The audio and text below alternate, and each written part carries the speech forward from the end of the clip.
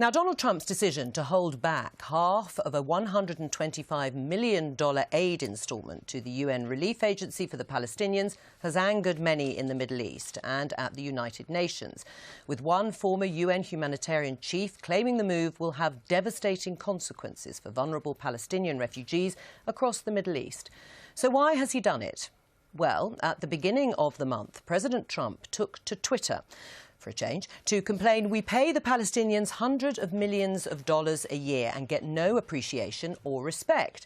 Mr. Trump went on to say, with the Palestinians no longer willing to talk peace, why should we make any of these massive future payments to them?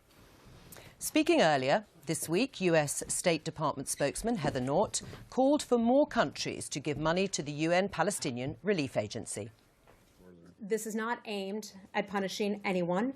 The United States government and the Trump administration believe that there should be more so-called burden sharing to go around. The United States has been in the past the largest single donor to UNWRA. We would like other countries, in fact, other countries that criticize the United States for what they believe to be our position vis-a-vis the Palestinians, other countries that have criticized us to step forward and actually help with UNWRA to do more. Well, I'm joined by James Serene, who is the chief executive of an Israel and Middle East think tank group called BICOM. James Serene, it's not considered a punishment by the White House and Donald Trump, but what else can it be if they are restricting $65 million that would have gone to Palestinian relief? Well, I think this week they were saying that they wanted to see reforms of the way UNRWA operates, and this is an issue that's been kicked around US politics for a very long time. The US is the largest donor to UNRWA.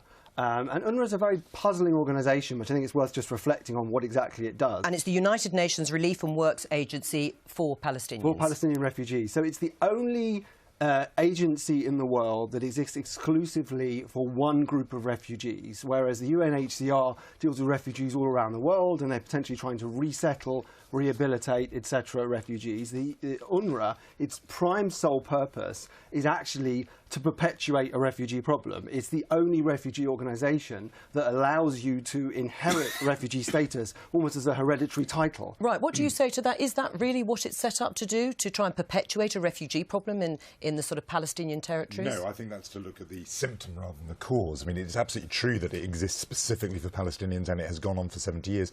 That's not its fault as an agency. It's because the problem itself has not been addressed or dealt with for 70 years. And so those people are still refugees, whether they're in Gaza or Jordan or Lebanon. So the persistence of the problem is the issue rather than the persistence of this agency that hopes to alleviate it, doesn't hope to solve the Palestinian refugee issue, but at least deal with those people. What impact will it have on services? I mean, $65 million is an awful lot of money, and it does seem, when you read the tweets from Donald Trump, that it's because he's not appreciated enough. Is that really a big enough justification to withholding this money? Well, they've given $60 million, and they said that they will freeze the other 65 until they see changes. So it's either that Trump wants to punish the Palestinian Authority, or he wants to see reforms, or he wants to do kind of his America First bit and say, look, here is a question. Why should we be the biggest donors when a lot of very rich Middle East countries are giving very little, almost nothing? And secondly, there is the very real issue, which is you should be giving the money to those with the greatest need. So you were talking about Syrian refugees just earlier.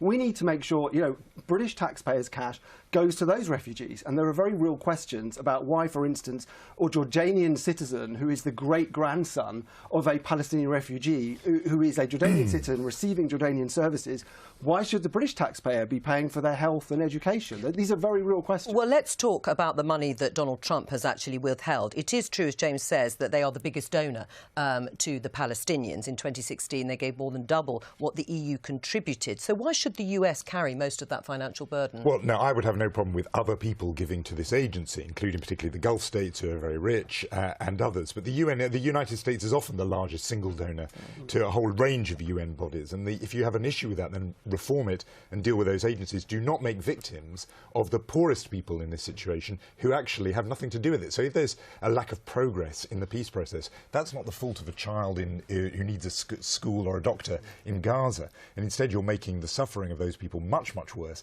And even if you don't, pardon pardon me, even if you don't have a moral problem with that, what I don't understand politically is obviously the risk is this will radicalise opinion in those refugee camps, the same places where both the first and second intifadas did emanate from.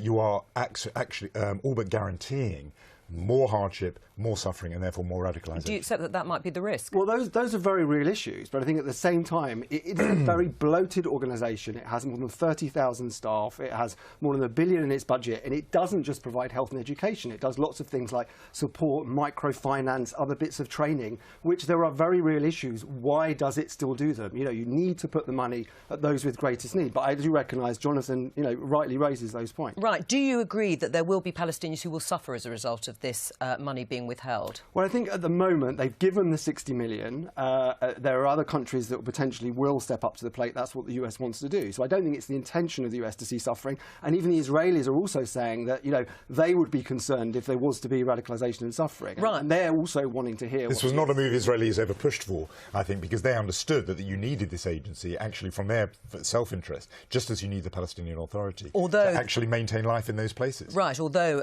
Benjamin Netanyahu has said it needs reform. What I don't understand is what sort of reforms are they talking about? Well, you could make the kind of structural reforms. For example, I didn't know that figure of 30,000, and perhaps you know, if there's overstaffing, but you don't deal with that by just choking off funding at a stroke. And it's so obviously in this case Donald Trump's kind of peak that he issued his Jerusalem directive, recognising Jerusalem as the capital of Israel, which had no previous US government in 70 years had done. And he's angry that the Palestinians are not playing ball, and so he's hurting them. And one of the things we know outside the Middle East is he uses foreign assistance, including UN assistance, as a political weapon, as if he is just increasing the pressure like he would have done in Manhattan negotiating real estate deals. He wants to squeeze his opponent, but real people suffer from that, and it's no way to conduct international policy. And as a result of it, isn't it going to make it more difficult for the US to be any kind of independent arbitrator if there were peace talks to be revived?